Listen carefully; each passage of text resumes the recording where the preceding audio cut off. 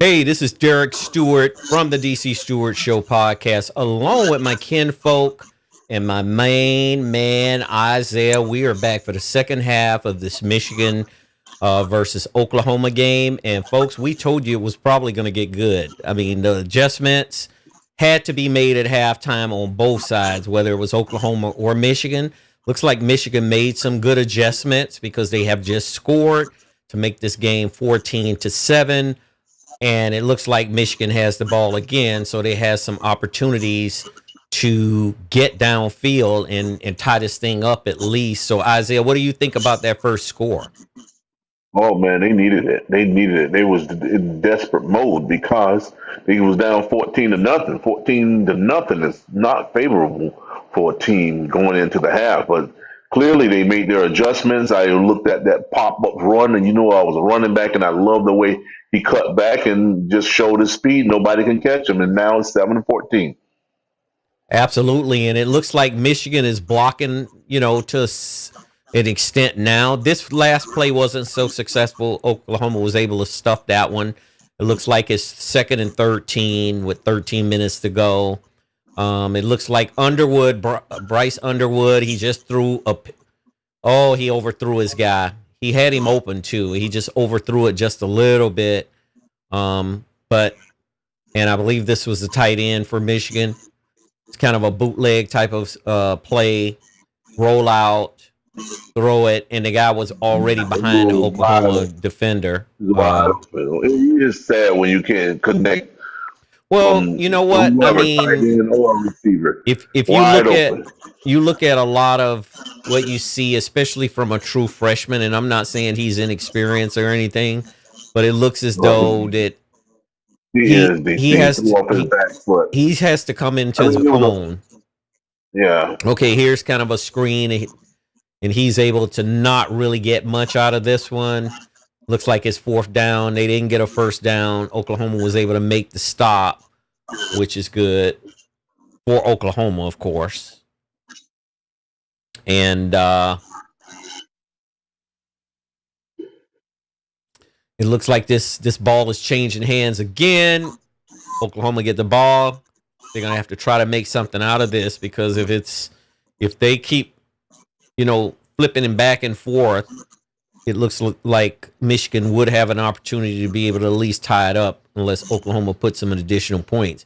He were able to feel that ball. He didn't look like he was afraid at all to feel that ball and catch it and run with it in such traffic that I've noticed.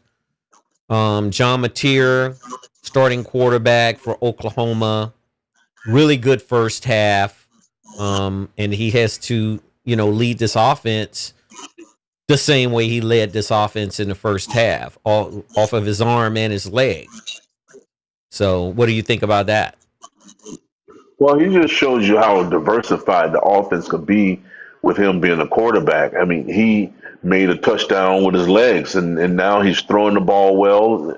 I just think they got a really well-balanced offense with this Oklahoma Sooners, man, because, this quarterback, Mateer, he's poised, he's patient, and just watching him run that touchdown in without being touched shows you how patient he is too, because he waited till those holes develop and open up, and he just walked right in the end zone. Right. So Mateer's first half numbers, it looks as though John Mateer, and let's look at his first half numbers in this game. 6'1", 224 pounds. He's a junior. University of Oklahoma starting quarterback. It looks as though right now his numbers 12 for 18, 66% completion rate, 160 yards, 1 TD, 1 interception. His longest yards were 34 yards. That's pretty good first half for him, because, this is one of the bigger stages that John Mateer is playing on, just like Bryce Underwood. Bryce Underwood was a freshman in high school last year. I mean, he was in high school, so now he's playing in Norman, which is, like I say, one of the largest stages to play in college football. You're in the backyard of University of Oklahoma, legendary program, Barry Switzer, and I can go on and on and go on. Those battles with Nebraska that Oklahoma used to have, those battles with Miami that Oklahoma had. And every time they had a battle with Miami, they came up short. I know so I'm reminding everybody of that, right? Yeah, one of my most memorable games of when Oklahoma played Florida State in the Orange Bowl, and J.C. Watts was the quarterback. And that was a great game. I remember that game. Oh, man, that game was amazing. And then J.C. Watts was plugging at it, and finally broke loose and ran down the sideline and flipped that ball to Billy Sims, and he scored a touchdown. And guess what he said at the end? Bring on Georgia, because Herschel Walker and the rest of the gang over there at Georgia Bulldogs was their number one at that time. Correct. So, yeah.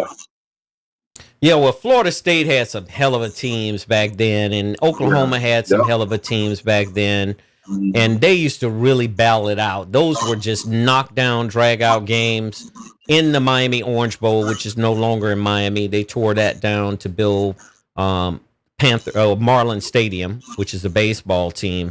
I missed that stadium because I remember going with you and your brothers, and we would go to those high school games in that Orange Bowl. That Orange Bowl is used to rock, man. It's a special place. Yes.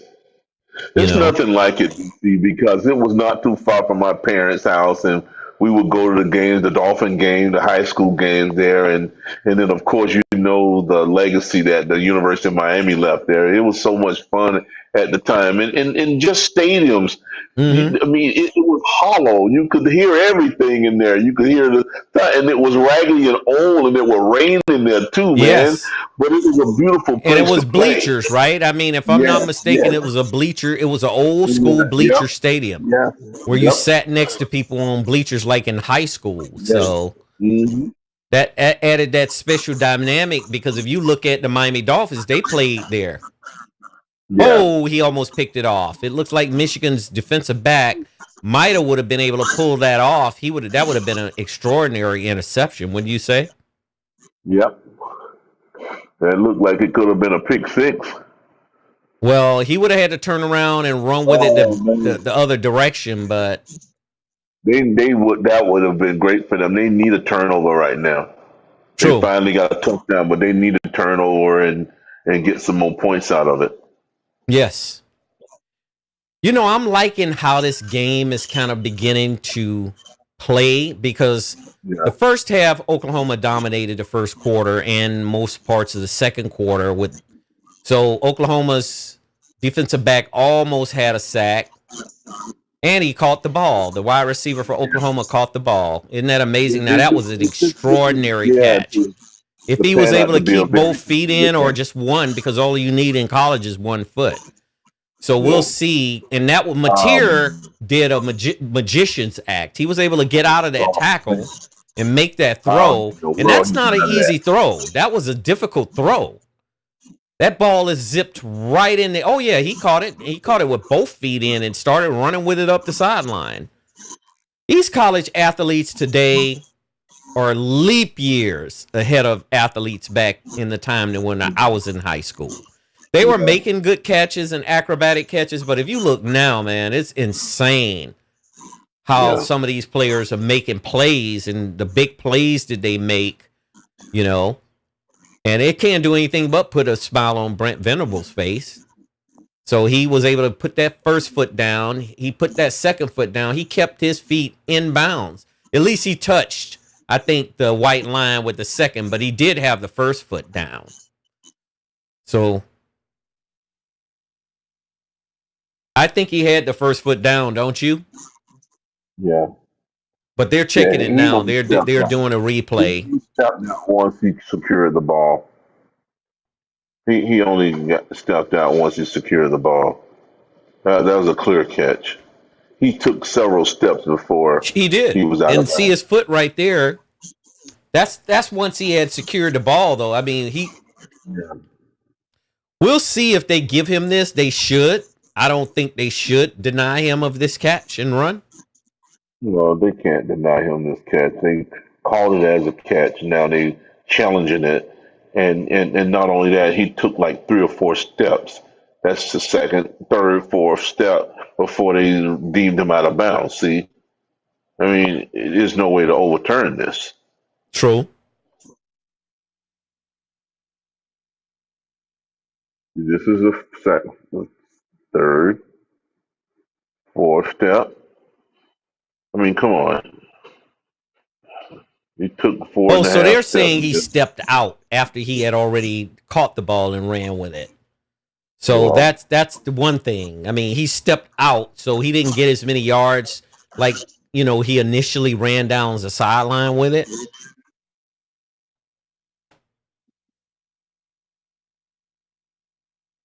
I'm really impressed with John Mateer though so far.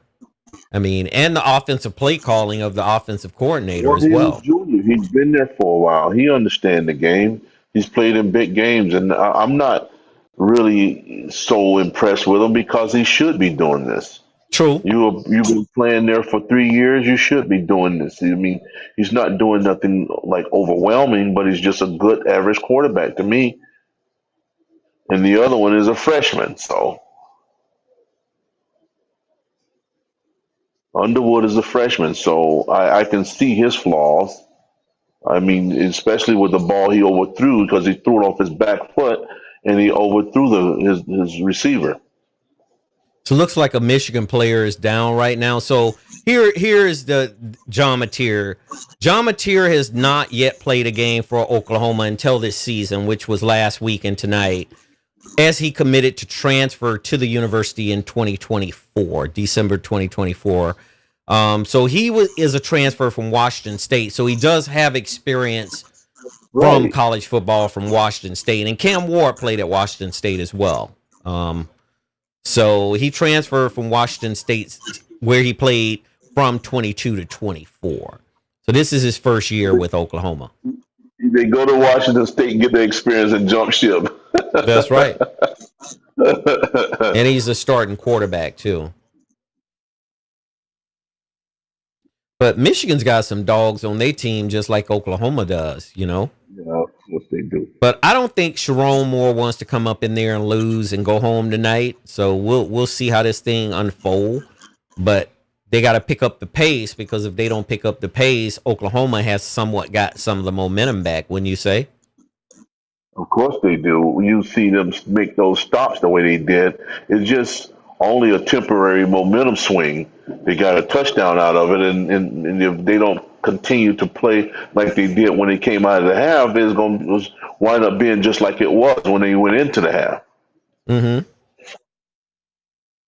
So when Miami played Oklahoma in the Orange Bowl back for the national championship, and I would have to look back at the year because I remember watching that game, and Miami had a inside linebacker by the name of Tiger Clark. You remember Bernard Clark?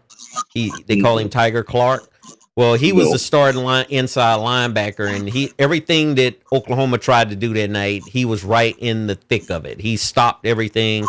That Miami defense was vaunted anyway, but he was in that game, and I believe he was filling in for an injured player, if I'm not mistaken, and I'll fact check that.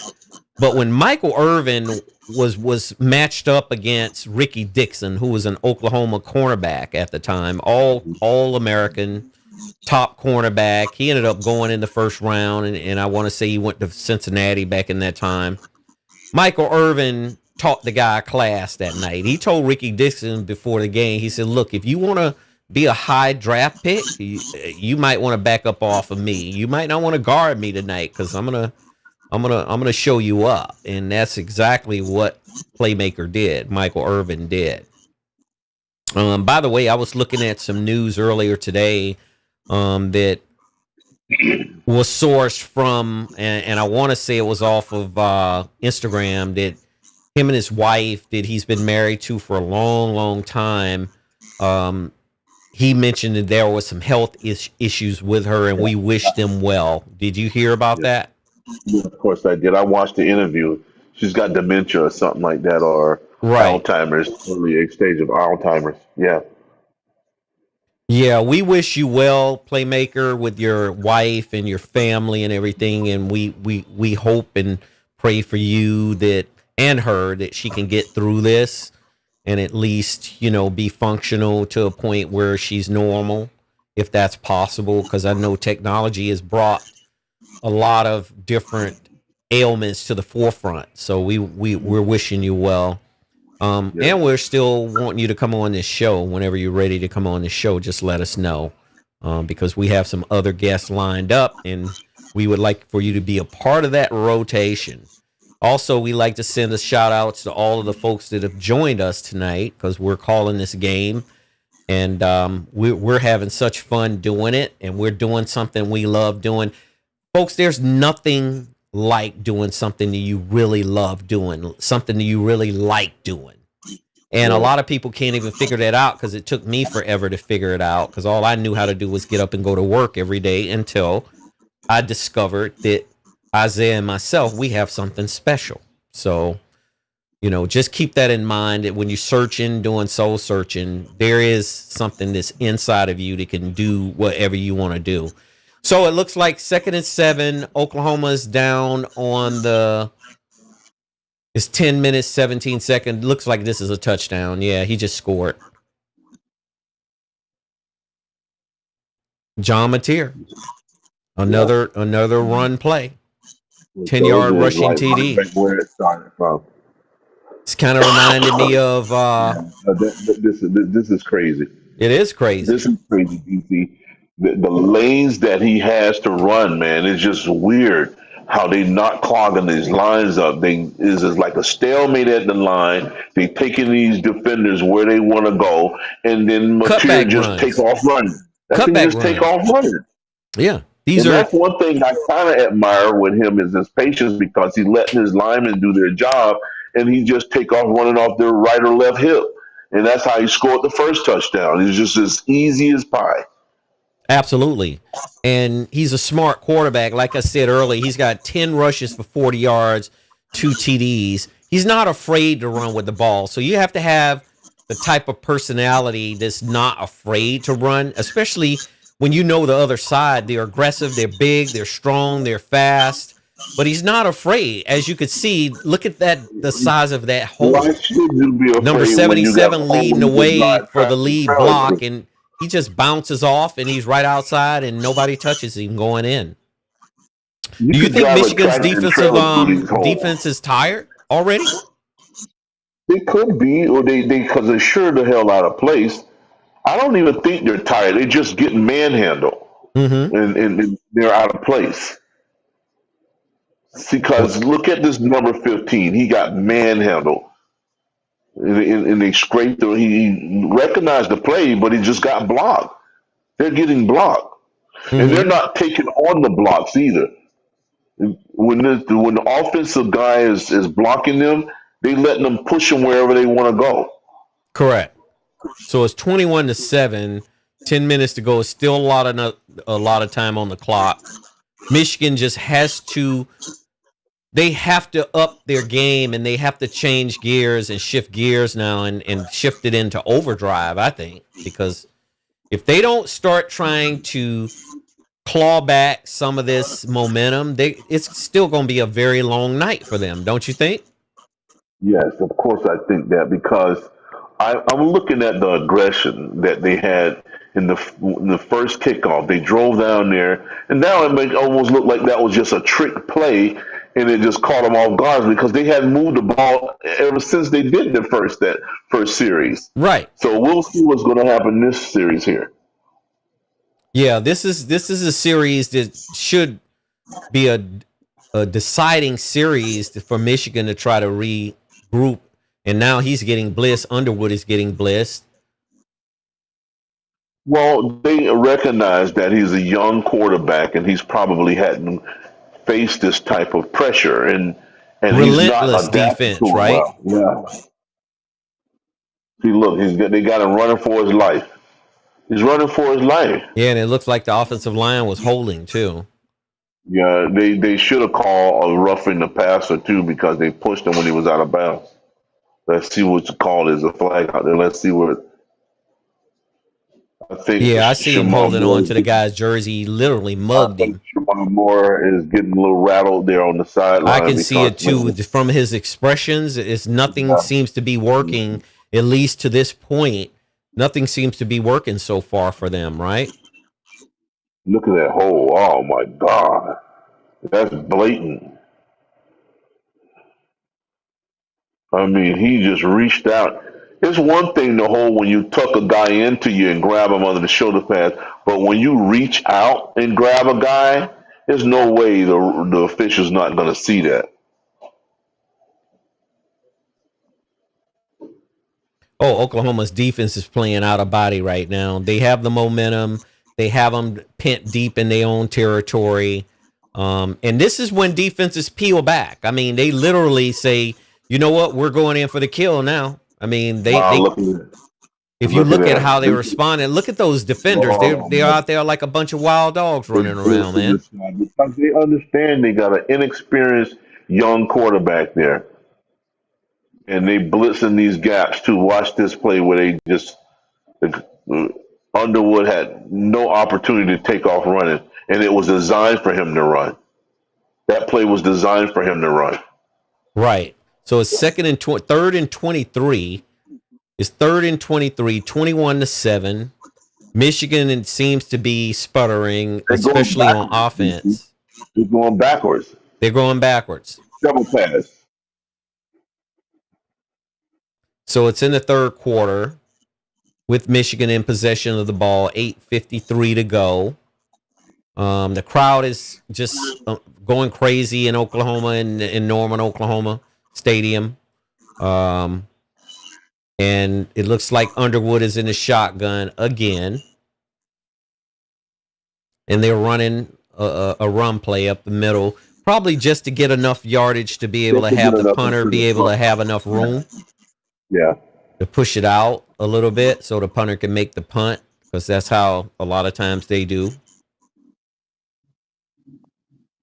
So it's not going to get any easier for Michigan this year with that schedule. It looks like the two biggest games, next biggest games to me with them, one is probably going to be Nebraska, because it looks like they have to go to Nebraska on September 13th. And it looks like they going to Michigan State in October, which that's going to be a rivalry. Oh, Michigan has the ball. He fumbled it. Michigan has the ball. They just recovered a fumble on a punt return. That's just a mistake. That's another thing. What we talk about mistakes, right? That's a huge break for them, and great field position. He dropped it. See, he dropped it. He really didn't field it and secure the ball before he tried to maybe even think about start running with it. Well, DC, this is could be a game changer right here. No doubt. For them to have that type of field position, and if they don't capitalize off of this, I don't know what else they can capitalize off of, right? Special team came up big on this one, yes. Yeah. So they're down on the 30-yard line, which is giving them excellent field position, of course. It's not a bad run. I mean, he gained some yards out of that one. Second down. With still 7 minutes and some change ticking off. 2nd and 6, so he gained 4 yards on that one, it looks like. So I mean, to be able to have a 2nd and 6 as an offense and an offensive coordinator, that's where you want to be right in the thick of it, you know, where you're not backed up and you're right in the middle, kind of halfway there, right?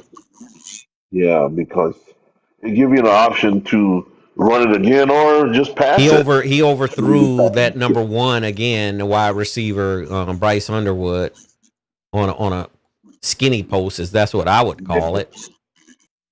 Well, that connection between him and these receivers, they surely have to correct that, man, because this is not the kind of schedule is going to be soft. And when their schedule is going to only get tougher. I can see. Yeah.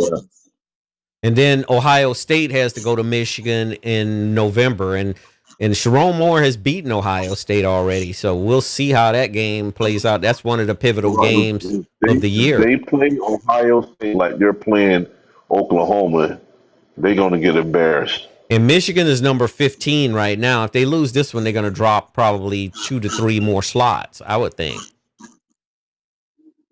They're going to at least drop 2 to 3 more slots. I would think so. Did he call a timeout? I believe they did call a timeout. So here's a field goal from South Florida defeating Florida.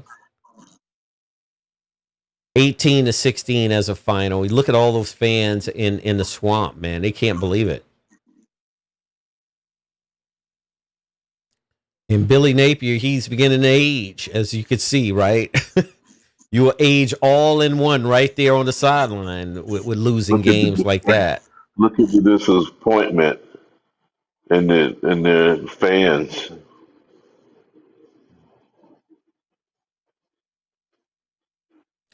So a 3rd and 6. Underwood is still in the shotgun. Oklahoma looks like pressure. Looks like the running back.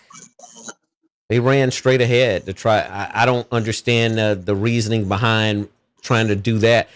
The biggest thing is when you have a defense, and we talked about this last week, when you have a defense as aggressive and as tenacious as Oklahoma's been tonight, where are the screens? I mean, why aren't they throwing screens and trying to slow this defense down? Is my question. That's how you open it up. DC, that's clearly how you open up an aggressive defense like that. You got to throw some short screens in there, whether it's a middle screen, and which I used to love the middle screen, because then you dump it right over the linebacker's head, and then your receivers drive off the safeties in the quarterback. So you almost guarantee 7 to 8 yards off of that play. Absolutely. Now, I'm not really fond of this kicker, but he looked like he got this one. Yeah, he did kick this field goal, and it looks like it's 21-10 right now, which Michigan isn't out of this game yet. Let's send a shout out also to one of our followers is Adron Robinson out of Niceville. Shouts out, Adron. We appreciate your support. I know you and Isaah has been knowing each other for a while, so we're glad you on board with us. Join us whenever you like, because we're going to be doing this thing and we're going to be continuing to put this stuff out. Absolutely. Absolutely. So I wanted to send a shout out to him as well tonight, as well as our other viewers that are watching us right now. It looks like Michigan is getting ready to kick this thing off. 6 minutes left, and a little bit over 6 minutes left in the third quarter. 21-10, and we'll see what Oklahoma can do to respond to this, because as we said earlier, it's how you respond to when another team or opponent scores, and that's the key. They got him deep in his own territory. He should have probably caught that one and not tried to run out with it. But he's back at the 7-yard line, so they're pent deep in their own territory. But Michigan's defense and Wink Martindale's got to figure out a way to shut down John Mateer and close up those lanes. Because if they're not closing up those lanes, he's still going to continue to run, as well as Oklahoma's running backs continuing to find lanes to run in. That's they got to figure out how to shut that down. You got to respond. Seen a lot of misreads. Of course, you can give Oklahoma's offensive line a lot of credit, but there's a lot of misreads on defense too by Michigan, right? Because those holes are opening up because some of the guys are getting blocked and the other one's just over pursuing, and then they misreading the play also. Right. And see, that right there was a horrible tackle because you basically didn't wrap him up. I mean, the one particular play that just happened with a receiver from Oklahoma catching the ball and running with it, and Michigan's players, they didn't make the tackle behind the first down marker. That's a big tight end, and he's pretty big, sure. So it's really hard to knock him down without wrapping him up. Well, some guys think that one blow gonna stop somebody, but mainly it don't when you get a little DB to just tap a tight end like that. Right. So 5 minutes left, third quarter.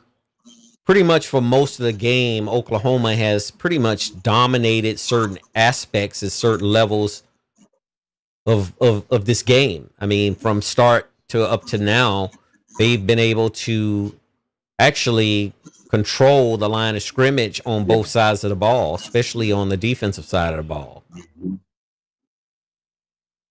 That was an incomplete pass, a Michigan player.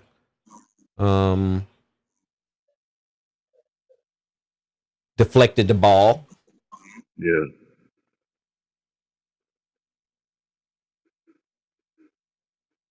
Third and 4. So they got to hold them. They should hold them if they want the ball back. See, they got to make the tackle. You see, he almost got away from that one. They have to make the tackle, but they did. They were able to get him on the ground, Mateer, and now they have to kick the ball out. They have to give it back to Michigan. Well, but these defensive backs are blitzing in there, and they're not making these tackles. You got to make those tackles. That was a stunt. That was a stunt call, DC, and you notice they needed to do that more often because Mateer clearly was going to run that ball. Mm-hmm. Because that's a great job on the defensive part. Michigan defense anymore because he's been doing pretty much all he wanted to do. Mm-hmm. Great tackle. Great tackle. So he returned a punt. The Michigan player returned a punt.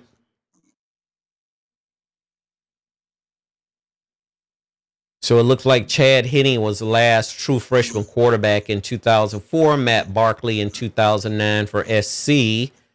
Jalen Hurts 2016 for Alabama. Bo Nix for Auburn in 2019. So these are like guys that were true freshmen that was able to go right in, start and play and make a big impact. They made huge impacts for their teams.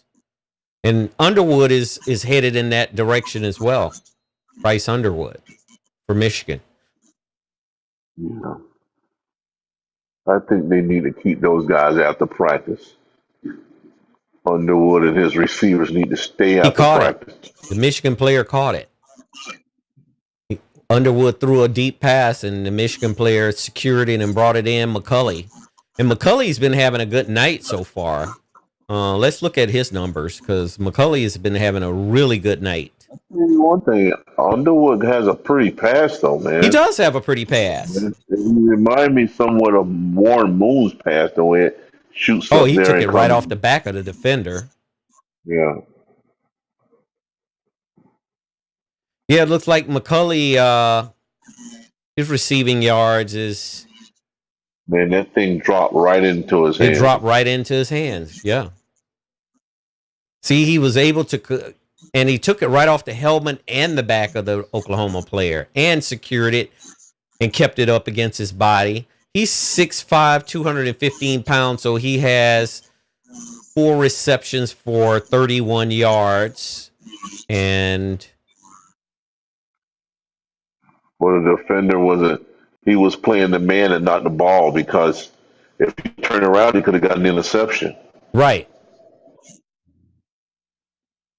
Michigan still cannot open up enough holes for these running backs to get through, though. I mean, they have to just keep pounding it, though. A lot of times when you keep pounding it, the defense, it looks like another lineman is down for Michigan. That's not a good sign. Norton, number 70. So which would you say has the most dynamic uniform in college? I mean, I like Michigan's uniform, and I also like USC's uniform. What's your favorite college football team uniform, Isaah? I don't know. I mean, there's a couple of them that did this stuff. I like Colorado, the way they redid theirs. I like Oregon. I like the way the University of Miami did theirs. You know, I really like Colorado's helmet because they put the gold cages on their helmets last year. I Mm-hmm. like University of Miami when they wear the black helmets. I mean, there's a bunch of them that's changed their um, colors, Right. and they look beautiful. Michigan's got this traditional blue and gold type of stuff, and Maize they blue. never, Yeah, yeah, maize they blue they and never kind of a diverted yellowish from that at gold. all. Yeah, I like Michigan when they wear all blue though. When they wear all blue, and they very seldom wear it, but it looks great when they They wear do all look blue. good with that all maize Yeah. uniform, that maize blue Mhm. uniform, because it's like a grape type of color, like a dark blue grape Mhm. to me. And then to have that dynamic design on the helmet like it is. Um, Yeah. I remember way back when Michigan was playing, and it doesn't seem like they've done much with their helmet. They've left that pretty much in Yeah. that design Yeah. intact. Hmm. Most teams do. They just change jerseys and pants and stuff like that.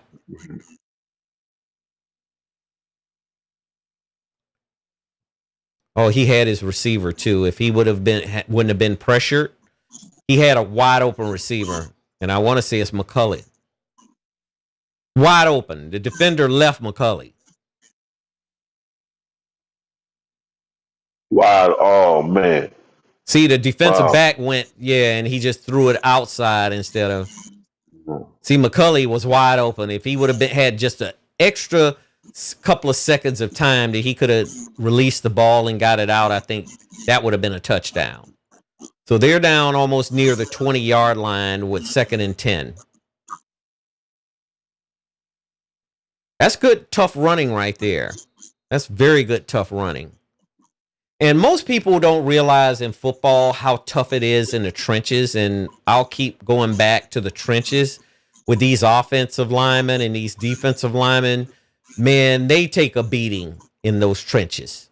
I mean, because they're grunting and they're fighting and they're trying to control the other side in terms of imposing their will on the other side. So it looks like Michigan is under the center. They got a good play call. And he to me, he didn't make a good throw. At least I believe he overthrew it. They had the perfect play called. I mean, they rolled him out. It's 4th and 6. They probably going to kick another field goal. Yeah, see, he bootlegged it, and That's an experience coming out to play right now. You right. know, he just the timing is really off for them. Every Mm-hmm. time he rolls out, he don't hit the target.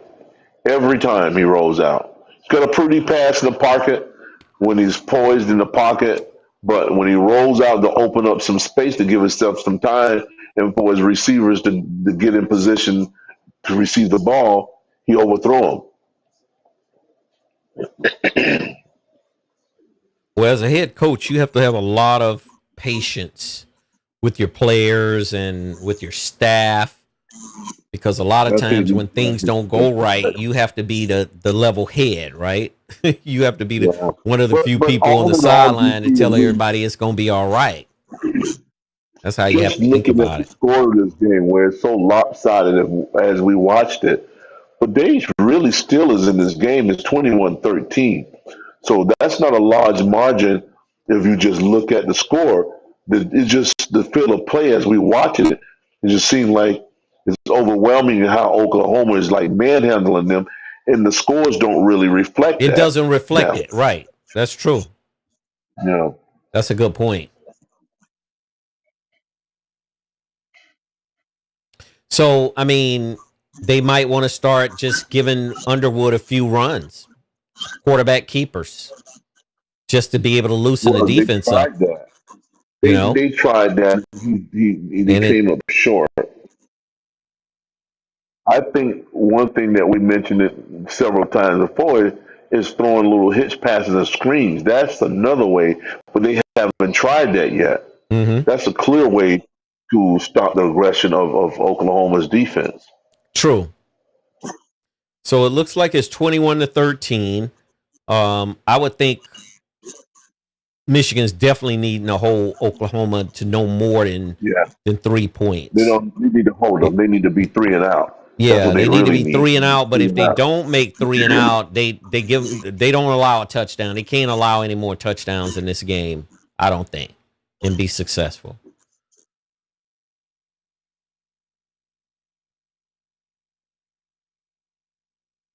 So it looks as though Mateer is lining up. He's running. It's a design run.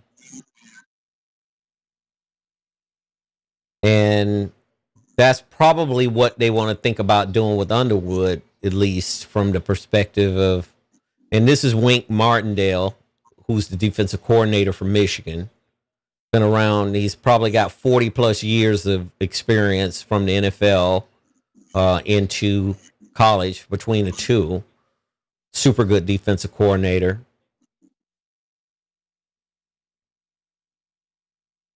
Second and 5. 46 seconds, a little bit over 40 seconds to go in the third quarter. Ooh, that was a good blow right there. You hear that one all the way up in the stands. That Michigan player came up and he leveled that running back. And that's what you have to do. You have to send a message that, look, you're gonna run up in here. I'm gonna deliver a blow on you. Boy. So number 15, that's the first time he wasn't blocked like he's been blocked earlier, and he laid the wood on him. He did lay some wood on him.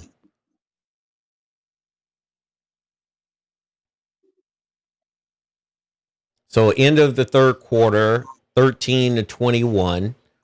So the fourth quarter, once again, Michigan can't let them keep scoring touchdowns. They need to get some 3 and outs if they want to get back into, staying in control of keeping the score not too far away from where they are. Because right now they're a touchdown away, I would say. Looks like Kansas City went all the way almost 5,500 miles to Brazil to get beat by the Chargers. What do you think about that?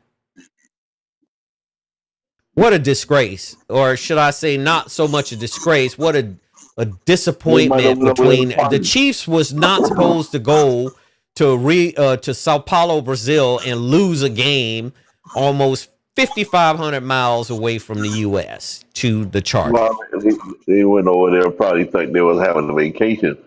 Obviously they did, and they didn't think about the game, right?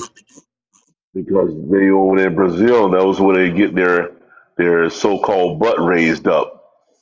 Their Brazilian butt. Yeah, they have all kind of cosmetic type of surgeries over there, right? Mm-hmm. Yeah.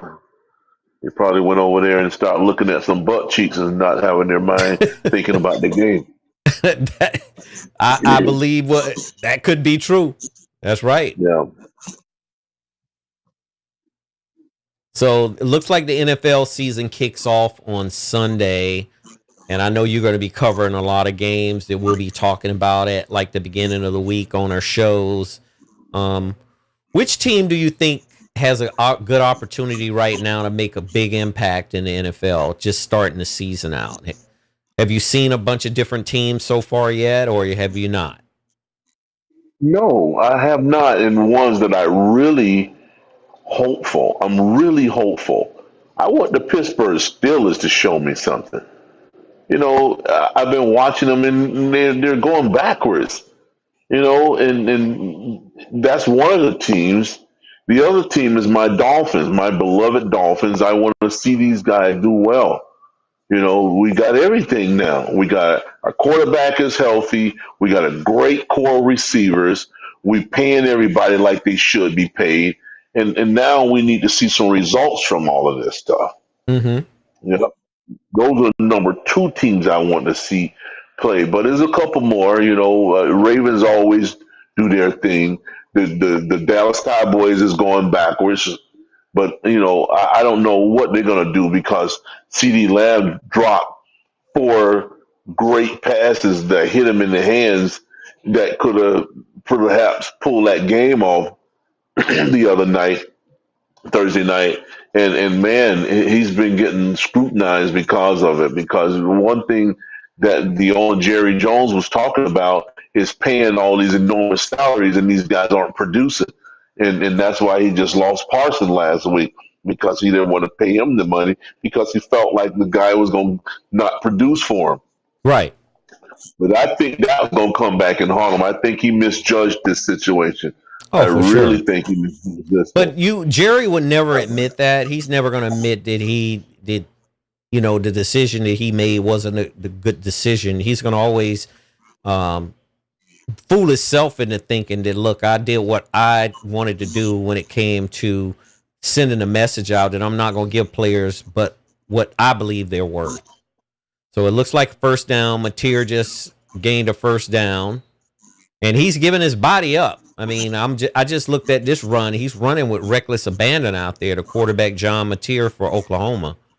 Well, he don't appear to respect their defense, man. He just Obviously. taking it upon himself and just take off running, and this gonna really show the character of Michigan's defense because right now we in the fourth quarter, and he's been pretty much doing whatever he wants to them.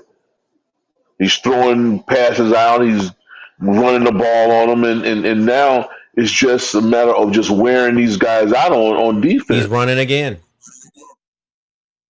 He's taking some shots too. It doesn't matter because what he's doing is taking time off the clock too. True. Well, one thing is for sure, this Oklahoma team is looking good. I haven't seen them look this good in the last several years. I'm talking about effective wise from on both sides, all phases of the game. Brent Venables, he deserves a lot of credit. I mean, he's done a good job with coming up in there, balancing everything out. And he kind of went through some of the same transgressions that Mario Cristobal went through. It just took him a few years to really kind of get the program to where he needed it to be, right? With the right type of players that he brought in and being able to build a system. Because if you build a system that's consistent, you can't go wrong. You just get the players to come in and they just go with the system. So it's 3rd and 7. They need a stop on this one if they want to get the ball back. Michigan does. They need a stop if they want the ball back and have an opportunity to be able to try to either get closer. And if Mateer, you would think that they would have someone shadowing him, but obviously for the last several plays, they have not. They look confused. Looks like a screen, and it's successful. They threw a screen. That was a great play call by Oklahoma's offensive coordinator. And you got 7 defenders on the line, this hovering over the line. So they left everything open. It's wide open. I was saying this earlier about Michigan doing this. They're doing things backwards. Oklahoma is doing everything the correct way. Correct. They're opening up the offense. They're throwing hitch passes. They're throwing screens. And their quarterback is just running the ball. They're doing whatever they want to Michigan and see the confusion. Oh, he you could dropped clearly see that on Michigan's defense. That's right. They had the perfect play design on this one where it was kind of like a double reverse type of play, but they pitched it back to the quarterback, and the quarterback was able to throw. I mean, Mateer was able to throw it down. It just slipped right off the tip of the wide receiver's hands. Buttery fingers. He just missed that. Well, it could have been that he might have not have kept running fast. I mean, that could have been a possibility. He needed stickum on his hand. He needed some stickum. So it looks like 2nd and 10. They're down here. You don't get a better throw. He just missed that. You don't get a better throw than that. It hit him right in the hands. Right. Mateer is strong too, big, because they're in there and they're getting their hands on him, but they can't get him onto the ground. I mean, he's just that strong.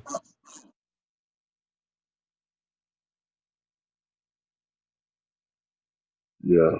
Very polished quarterback, though. He's a very polished quarterback.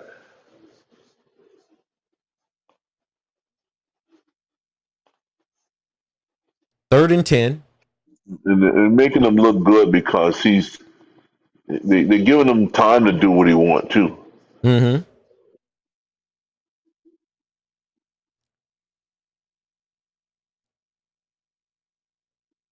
See, he's getting out of the pocket, but he threw that one Yeah, away as well. So they held. I mean, and if they even get 3 points out of this, Michigan still has an opportunity to stay close, I would think. But Oklahoma's offensive coordinator, Ben Arbuckle, has done a great job calling this game tonight because he's been making all the right calls, and it seems like Michigan's defensive coordinator, Wink Martindale, he's the defense is not completely broke, but they have bent a lot. Oh, it's no good. I think it's wide. It's wide left. He missed the kick. So that, to me, that's points. That's an opportunity for points for Michigan right there. They need to make something out of this. They have to make something out of this. How long was that kick? They were kicking from like a little bit between the 25 and the 20. So it's probably like I would just say a 30 yard kick at best. Yeah. I'm just going to throw the 30 number out there. No. See, that's considered a win. That is considered a win on a defensive series where they didn't get any points out of that. Anytime the offense doesn't generate or the team doesn't get any points, that's a win for the defense. Especially with that drive, man, because they couldn't stop them. And then all of a sudden, they put some good calls together and they stopped the offense from driving. And for them to come up empty in that series, that's considered to be a win. Now, what they have to do is go down there and capitalize off of it. They have to capitalize off of that, because if they don't, it's just like you gave the ball the opportunity right back to them, right? Yep.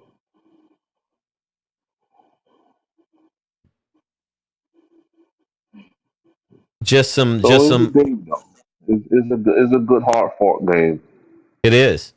So, what do you think about CeeDee Lamb's performance in the game against Philadelphia the other night with Dallas? 4 drops. And, Dak Prescott, I thought he played a pretty solid game. So, Dak Prescott isn't the culprit for that loss at all, as far as I saw it, because I watched the game. It's shameful. There's no way a professional supposed to be dropping balls like that. There's just no way.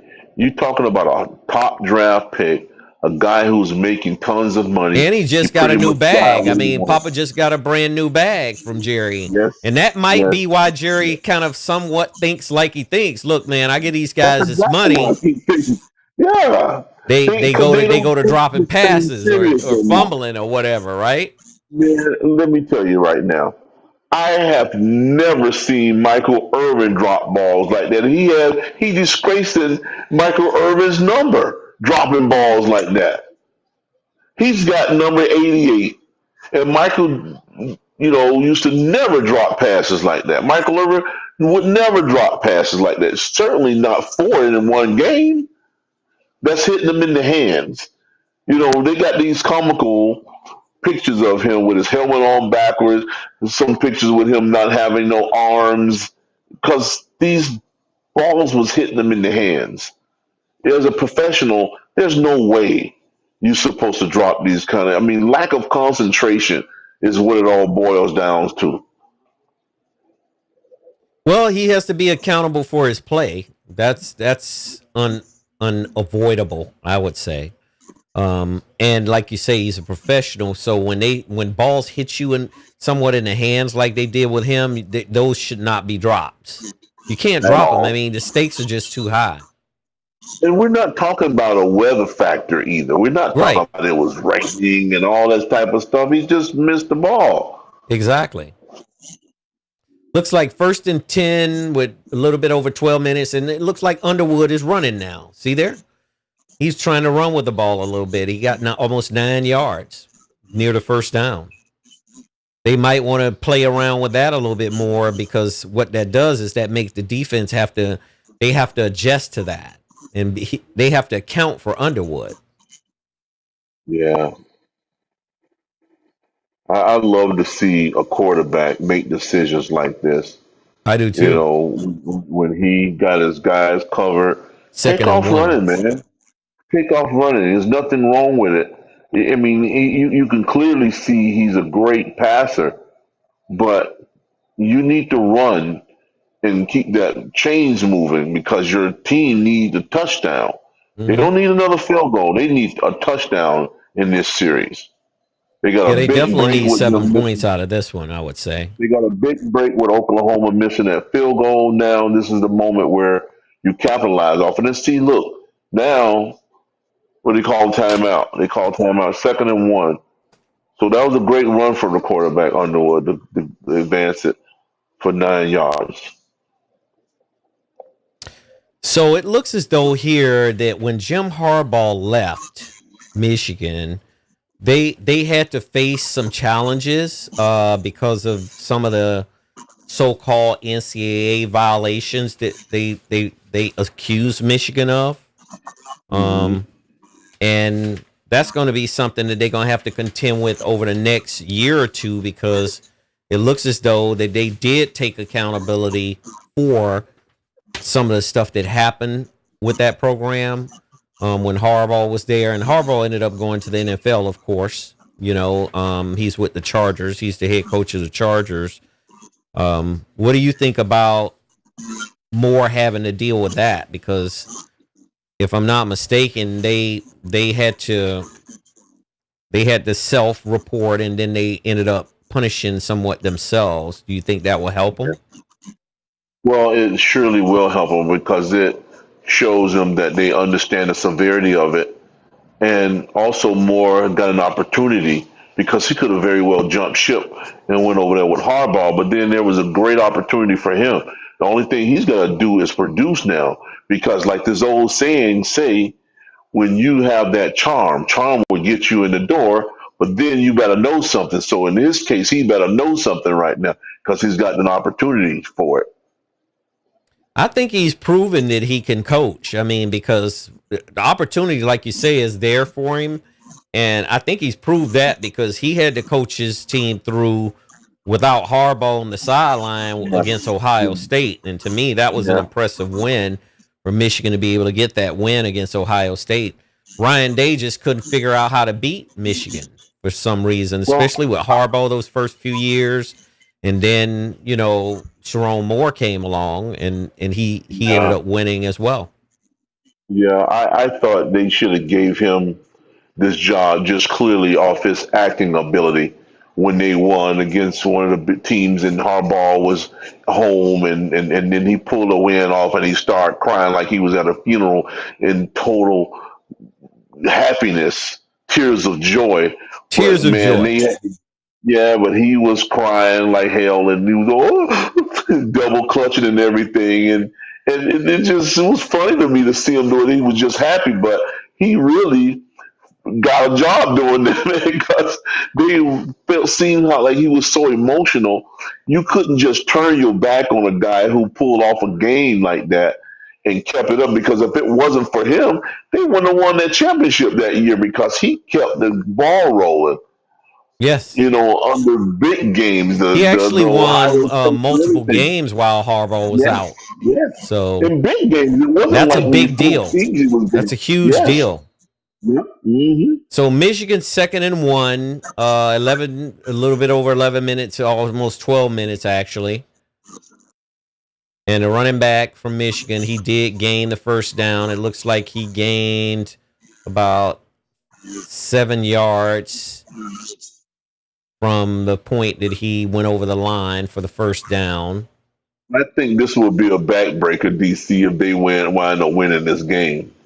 Oh, for If Oklahoma's if program, if it would be. if Michigan wind up winning this game, it's going to be a really big time backbreaker for them. For all they have done to control this game, and for them to come up short, I mean, it'll really make him look good. It really would make the Michigan coach look good.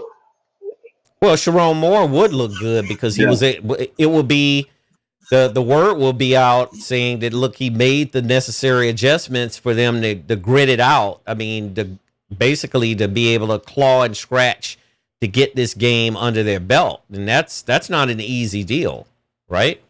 I mean, when you're dealing with a No, it's not an hostile easy job. environment with the fans, the home fans at this stadium, and then the play of Oklahoma themselves, the team, you can overcome all of that. That's a pretty big accomplishment to be able to recover in one game, I would say. I really would Well, say it, that. it shows you improve his talent as a coach for them to be under hostile environment. That's what it really is right now. You're talking about being in Oklahoma's home field, come out there, Oklahoma ran the ball down your throat. They antagonize your quarterback for many, many series, and then all of a sudden you just found a way to just stay in the game. I mean, you never went ahead, but you just stayed right behind them, and it's just what we're talking about is a chess match where you just stay behind a guy and make for the perfect time to strike, and that's what they're doing now. They're driving down the field, they're getting their first downs and stuff now. They're moving the ball, but now I think they need to put more points on it because time is of the essence right now. Yeah, time is beginning to be of an essence because once it gets under 10 minutes of any football game, you need to start operating with a sense of urgency. I think that you can't just be acting lackadaisical about how you're going downfield and moving the ball up and down the field when you're on offense. So they got to make some really dynamic moves now, or otherwise they're going to have to give the ball back to Oklahoma, and that's not going to be good because Oklahoma can continue to chew up more clock Yeah. while in the process of trying to get back down and score more points as well. Especially when you having trouble stopping their quarterback. You know, that times don't suit you at all when you having trouble stopping the quarterback and they got the ball in the last couple series before the time runs out. And that's the thing. This is the one thing that I think Michigan has to work on because they are not suitable for a quarterback that's mobile from what I see right now. Right. Because every time the quarterback take off or have an opportunity to run, he's either gaining a first down or he gets substantial amount of yards off of it. And as the game go, he felt like he don't even respect their defense because he's getting so many yards each time he carried the ball. Absolutely. So some of these penalties, I mean, it looks as though Michigan had to pay out like $20 million in penalties, which included a $50,000 fine, losing 10% of their football budget, and even a penalty equal to 10% of 2025-26 scholarships. That's not pocket change. I mean, that's a lot of money for a school to have to dole out because of, some violations. Um, However, the NCAA didn't vacate any wins from the program. I mean, they were able to keep their wins. They were able to keep that national championship run, that season intact. So they actually got out of it pretty good. You I know, mean, you absolutely correct, DC. What I feel like it was less than a slap on the wrist for the amount mm-hmm, of things that they were charged with. I thought they was going to be sanctioned where they lose their championship, lose games, of course, followed by losing, scholarships. And mm-hmm. once you do that, that's when it really hurt your program because these five-star players that you would had to come to your program, then all of a sudden they can't go there because you're only awarded so many scholarships. And that includes people jumping in the portal too, if I'm not mistaken. Mm-hmm. So I think they got off easy. I did I too. really think I they mean, got I off think they easy. were And able to I'm gonna tell you escape the right now, most DC, I harshest think of that penalties. Harbaugh thought they was gonna get hit harder than that. And I think to me, if he wouldn't have left, they probably would have sanctioned them harder than what they did For sure. because since they policed themselves, they let them off the hook. That money issue is really not a big deal because they Mm-hmm. don't care about money. But those players coming in and year out is where you get hurt Those if you scholarships go can through hurt you. sanctions. This pressure, it looks like, has gotten to Underwood to a certain extent, especially when that pocket starts to get smaller and it collapses around him. This is different from high school. I mean, you look at college and look at the size of the players and the athletic ability of the players. It's like night and day, and I think he's seeing that now. So it looks like Michigan's got to pump the ball with a little bit over 10 minutes to go. 4th and 15. It's still 13-21. And if they can hold Oklahoma this time, they still might have some type of opportunity. You know, but DC, what you watched the score between Grambling and Ohio State? Why they do Grambling like that, man? 70-0. Well, Grambling got their bag, though. See, one thing most people don't realize about these small schools, they don't have no problem taking that whooping. They got a good whooping today. Wouldn't you say they took a good whooping? They took a real good whooping today. Grambling did. And not only Grambling, shit, Oklahoma State. And Oklahoma State is a much bigger program than Grambling. Same goes with 69-3. Where Bethune and University of Miami played tonight. Yeah. I was looking at that score earlier. Let me see if I can go back to that score and see what the score looks like. What was the Miami score? I didn't see that. I just seen the Grambling score. Looked like Materis broke open again. Yeah, looks like he's broke open again. And he's doling out the punishment, it looks to me like. So Alabama took out their aggressions on Louisiana Monroe, like we said, 59-0. Oh man.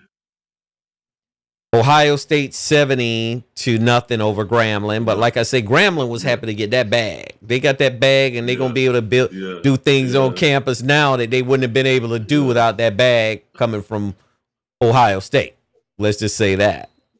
Penn State 34-0 over FIU, which, you know, that's another situation where that school went up there because they got that bag. They got that money. Yeah. They get paid to play these games. Miami 45-3 over Bethune-Cookman. Bethune-Cookman happy to get their money and go back up to the up 95, right? Yeah. So I think they'll take the money any day.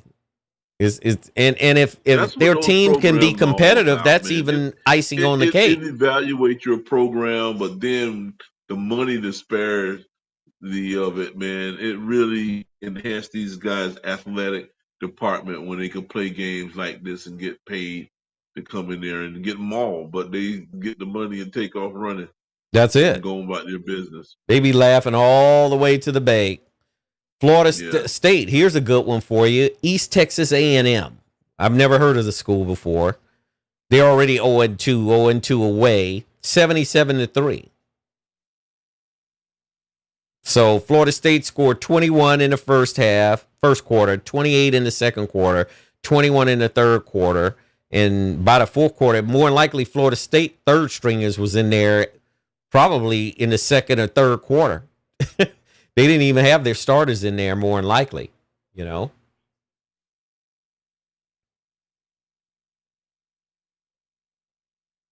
Ole Miss, they pull out a really good game today.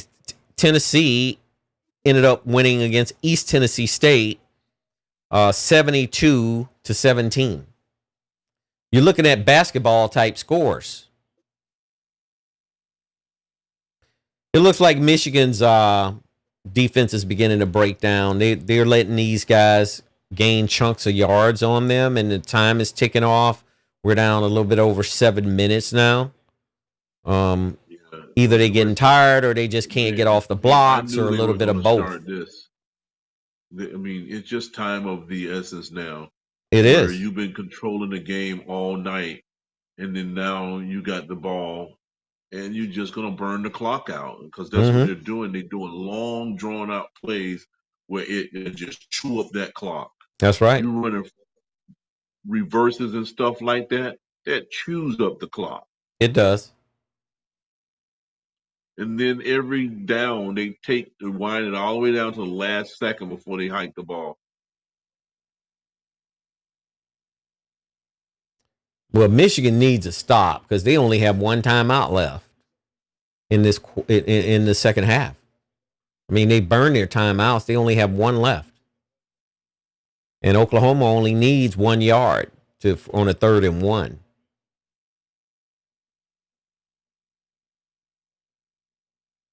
He ended up getting it. He got it. Yeah, from the way it looks to me right now, unless something drastic happens, I don't believe Michigan's going to ever be able to recover to win this game. I just don't see it right now. Not when they're giving these guys first downs when they need to stop them and get control of the ball again. They need points. They do. And when you can't stop guys and they're running any play they want and it's working, everything they're doing is working. And they're chewing enormous time off the clock. Yeah, look at here. There's another big run. 9 yards at least. And this big old joker come flying, walking, hobbling off the field where he should have laid his big old behind down and stopped the clock. That's what he should have done. You're talking about the player we're limping from Oklahoma? Look at that. Yeah, the lineman who just well, he was on offense, so he don't want to stop the clock. If he laid his big behind down, they would have stopped the clock until the stretcher well, came out there. That was an offensive player, so he don't want to lay down and stop the clock for Michigan. He was an Oklahoma player from who I saw limping off. Looked like Mateer's running back in there again now. He just got the first down. It was a defensive player running off. Oh, I see. It was Michigan player running off. If he would have laid down. Yeah, it's getting down to 4 minutes. It's 2nd and 2. I mean, 2nd and 1. Well, it's 1st and 10 right now. They just got a first down. Got a first down. Mm-hmm.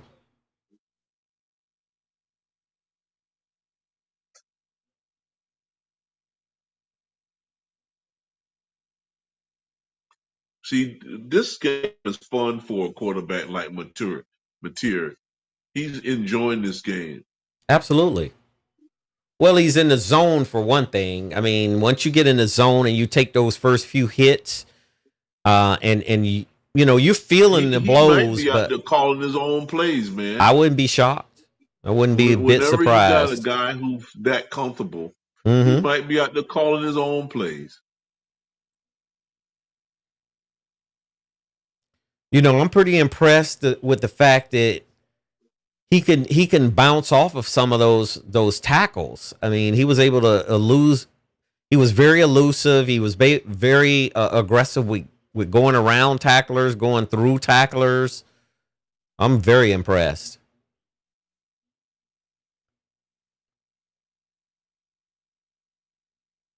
Yeah, it looks like they just got either 8 or 9 yards, so they're pushing down.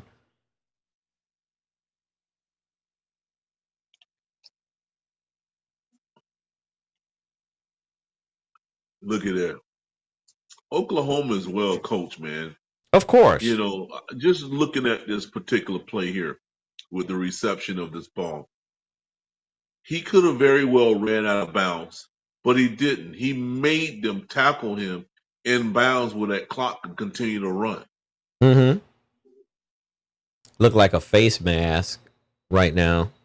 Maybe my television might be a second faster than yours. It is. Yeah, because it looks like Mateer just ran in and the guy grabbed his face mask.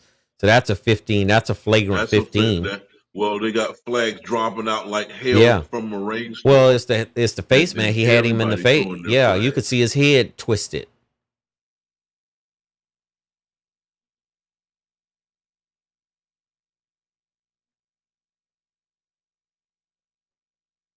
Yeah, gave him a first down, so I would think they were going to score off of this one. Finished now, DC. I think so too.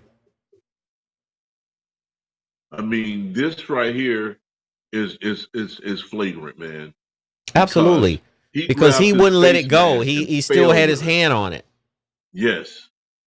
And whenever you have your hand, whether it gets caught up in his face mask or whatever, you need to release as soon as possible. You can't grab a face mask and pull a guy down with his face mask. It's just not acceptable. It is a big penalty, I think.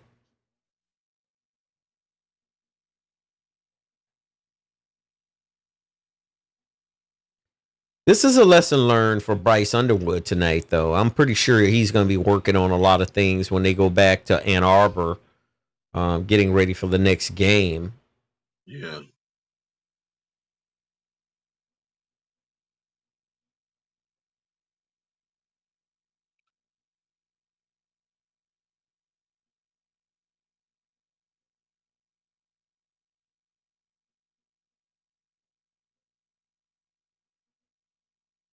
So, do you think Nick Saban is coming back into college football? He's going to unretire. Do you believe that? No. Nick Saban will be out of his damn mind to get back out here and start coaching. Do you know how wealthy Nick Saban is? Oh, he's very He wealthy. owns he owns a bunch of Mercedes dealerships. Mm-hmm. He partnered with some manufacturer from Mercedes years ago, and he owns a ton of Mercedes dealerships. And now he's older. The game has changed dramatically with this NIL. It's just not feasible for him to be a successful coach again, to restart a program. You know, if he was going to continue to coach, he should have just stayed at Alabama. He's not. I don't think he'll be successful if he go to another program because Nick Saban's philosophy of fearful, scaring people into playing at a high level. You got to play your mind game with these kids now. They don't think the same like we did, you Mm-hmm. know. And he got out for a reason. He got out for that NIL reason because he was losing guys like Hunter, you know, going to other schools, and Right. he had people jumping ship into the transfer portal on him. I mean, he collected a few good players in the transfer portal as well, but I just think that for him to come back, and if it's not Alabama, man, he will be nuts to come back and try to coach any other program. I don't even think going back to Alabama would do him any good because it's like, why would you go back there? The same thing might happen to Mike. The same thing happened to Mike Brown. Why? Why would you go back there? And you see what happened to him. They wind up finding his antique ass. So I think that he needs to just stay where he is. He's making a ton of money from his businesses. He's still got his commercials going on with Prime. And man, I just like seeing him outside of football now. Well, just outside of coaching, rather.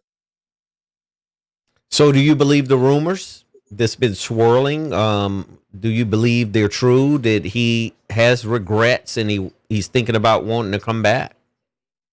Well, he might necessarily have the regrets of retiring early that burn as a coach or as an athlete, always burn, that fire always in you. I mean, no matter what he's doing off the field, it never compare to the kind of gratification you get to win a championship. And that's probably what he's feeling right now. But you could have one thing tugging at you to want to do it, but it's not the same when you get out there and start doing it again because you got to put together another staff, you got to start recruiting again. All that stuff don't just come with ease anymore. So I think you need to stay right where he is, retired. He's older. I mean, you just think about when he started at Alabama. He was 10 years, 15 years younger. He's older now, and things has dramatically changed from the portal, the money with the NIL. It's just so much different from when he Mm-hmm. started winning championships. Even if you even think about, is even worse when you think about when he was the LSU coach, and then he came to the Dolphins, and he went to Alabama, and they got mauled the first year, and then he built a program where it was an elite program where they gave them the key to the city or the state because he was the highest paid employee in State the state of employee in the Alabama, state. and then he got that place to prominence, and then he retired with dignity. That's what he did. He retired with dignity, and to want to come back and coach again, I think that'd be the worst mistake he could ever do. I think when it's time, it's time. He's. I mean, Nick Saban. When he left the Dolphin, a lot of people was pissed at him for leaving the Dolphin. I was not one of those guys because I know what an opportunity looks like. When an Mm-hmm. opportunity like Alabama comes up, and you dealing with a bunch of grown people that's not even buying into your system, why would you stay? So he went to where he was good at it. He's good with Absolutely. college kids. But even that has changed now. So I think you need to stay retired. No matter what that fire feels like inside of you that makes you want to go back and coach again, don't do it, Nick Saban. Don't The do game it. has changed. However, if he were to come back, I'm confident that he would be able to get back into the rhythm of winning again. That's just Nick Saban to me. Everywhere he's landed, with the exception of the Miami Dolphins, he has won. I mean, he's won Really? championships at LSU. He's won championships at Alabama. He's coached teams and made teams much better when, especially on the front end of his career when he was at Michigan State. Even with the Cleveland Browns, when he was coaching the defense at the Cleveland Browns in the NFL. And most people don't know that. Nick Saban used to coach the defense with the Cleveland Browns. And that was a big deal back then. And then he decided to go back to the college level. But I could tell you one thing. If I was him, I'm like you. I would just go on and enjoy the rest of my life and not worry about coming back to that headache of having to manage through all of that stuff. Because it's a different game now, and the system is completely different. It's not like it was 30 years ago, 40 years ago when he was at his best when it came to recruiting and stuff. So it looks like Oklahoma has put 3 more points on the board, 24-13 with 1 minute and 44 seconds to go. From the looks of it, Oklahoma will win this game tonight. I'm confident to say that. I don't think any miracles are going to happen. Do you? No, it's not a miracle going to happen for them. They missed their opportunity when they got that um, drop ball and they didn't capitalize off it. That was the one where they should have gotten a touchdown.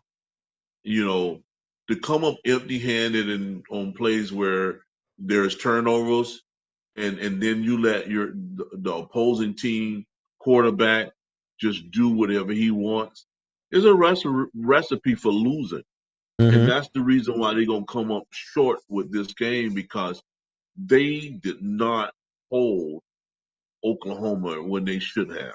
Absolutely. They did not continue the fire and the desire when they came from making their adjustments from halftime. They went flat right after that second series. Sure. The defense, I got to give the defense, a certain gratitude because the defense played They somewhat held good, up even for the though most part, they right? let them score 24 points. But at certain times, I think the offense just failed them because they didn't put sustained drives together and come out with points. The defense is not going to hold you all night. The Absolutely. defense is going to soon get tired when they constantly on the field, especially when you got a mobile quarterback and they got an open offense where they're throwing, the hitch pass, the long pass, they're driving these DBs out, and then the quarterback take off running. That's the way of winning when you can keep a defense off balance like that.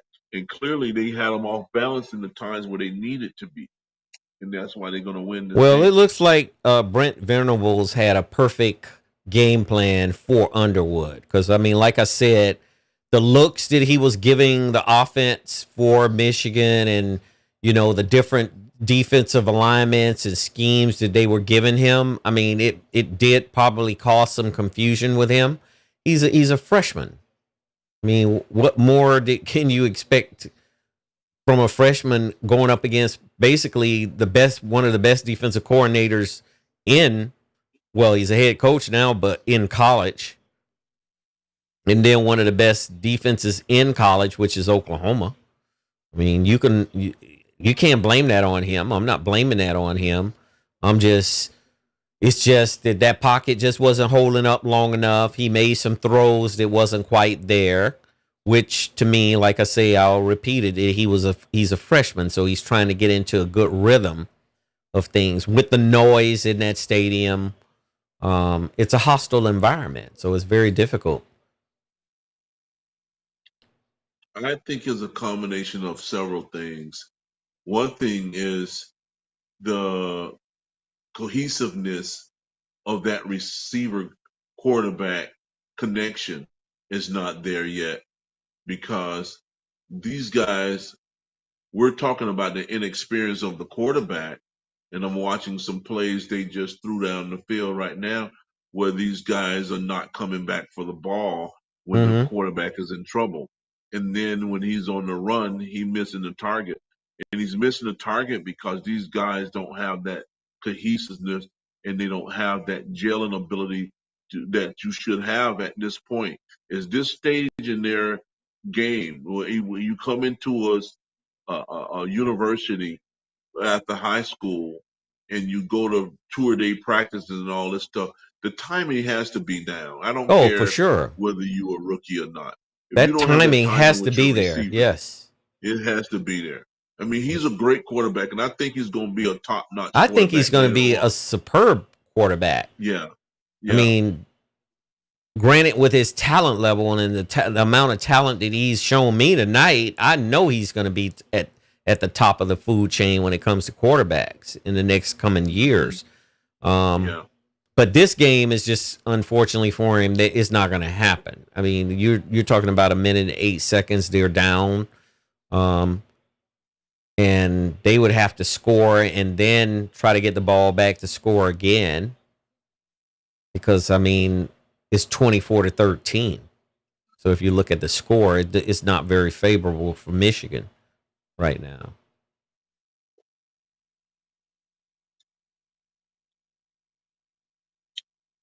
But this is a lesson learned. And Oklahoma's got to be ready for Texas in that Red River rivalry, because if they don't be ready for Texas, Texas is going to bring it to them. That'll be a head-banging match, you know, and either team could win the way Oklahoma is playing tonight. I would say Oklahoma is going to be a formidable opponent for Texas when they do meet, and they're meeting in a neutral site. It's not technically it's going to be Texas's home because they're in the Cotton Bowl, which is in Dallas, but it's still going to be a great game. I think that'll be a top game to watch, to see how Texas is going to play against Oklahoma on offense and defense. Can Arch Manning penetrate the Oklahoma defense? That's another big question, right? Mm-hmm. Yeah, it looks like Oklahoma is just sealed the win. This is a big win for Brent Venables. This is a huge win.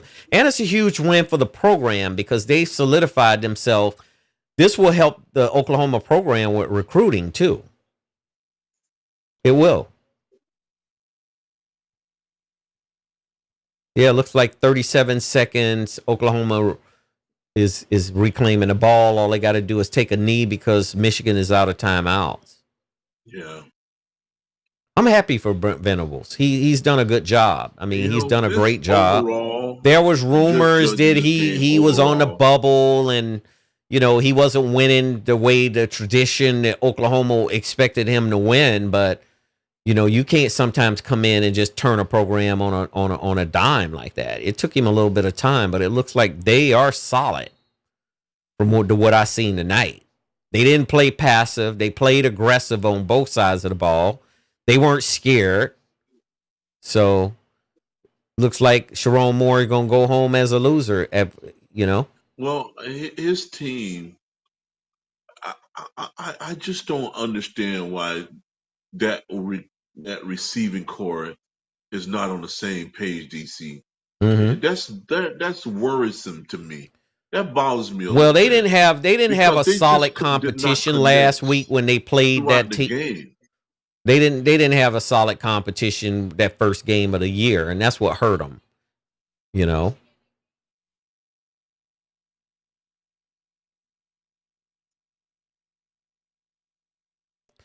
So that pretty much ends the game that we called tonight. I thought we called a really good game. We enjoyed every moment of this game from start to finish, from the time that we picked up and started, you know, covering play-by-play.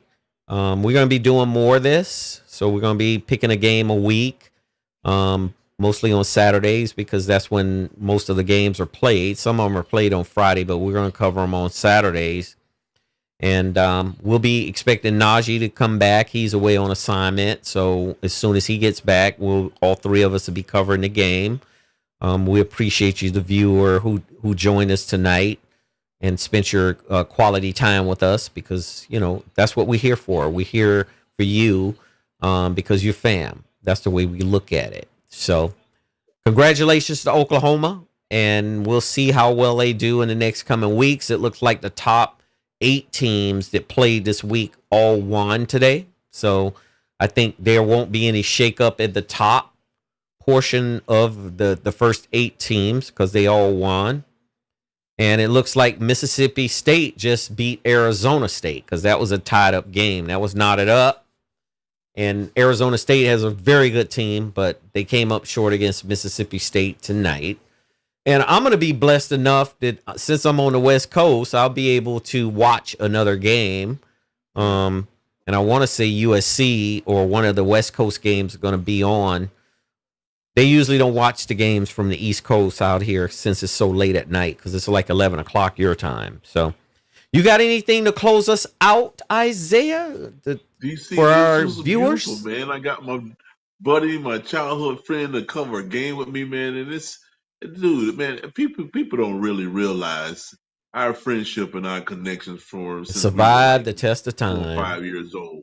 And to be on a program together and partner on a program together, man, it don't get any better. It's gravy. Kids that really adore football, and now here it is.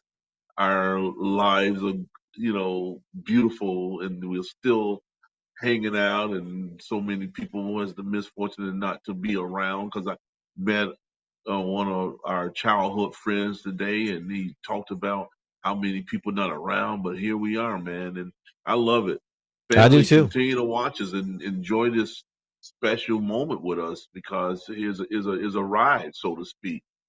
And to take care of your family and your friends, have your friends and colleagues watch us and continue to support us because we're here doing something that we love and enjoy. So you guys enjoy the rest of the weekend and have a pleasant day. Absolutely. We totally concur with that. Have a good night because it's 8:15 out on the West Coast, so I'm gonna get comfortable and watch another game and just keep us in mind. And on Monday we're gonna do a week in recap on Monday morning, so be ready for that one. We're gonna come at you and give you some updated sports information from tomorrow because the NFL technically starts tomorrow. So it's going to be some good games on tomorrow. Isaiah's going to cover some games for us, and we'll go over that. Take care of yourself. Take care of your mental health first because I'm meeting a lot of people of late that they're undergoing treatment for mental health, and that's a big deal in this country. Not just this country, but all over the world because stresses are different now than they were when I was growing up and Isaiah was growing up. The stress of just getting up every day and having to get through an 8-hour day or however many hours that you spend in a day is tough for a lot of people. And we have to take that into consideration. Help anyone you can help, and just treat people like you want to be treated. And that's the most important thing. So we appreciate everything. Take care of yourself before you take care of others. Peace, love, and prosperity. We'll see you again soon. Take care.